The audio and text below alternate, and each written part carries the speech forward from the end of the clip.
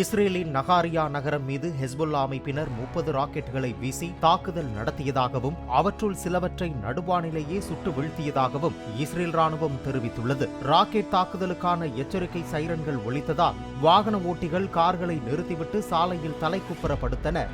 இஸ்ரேலுக்கும் ஹெஸ்புல்லாவுக்கும் இடையே போர் நிறுத்த பேச்சுவார்த்தையை நடத்த அமெரிக்க அதிகாரிகள் தீவிரம் காட்டி வருகின்றனர்.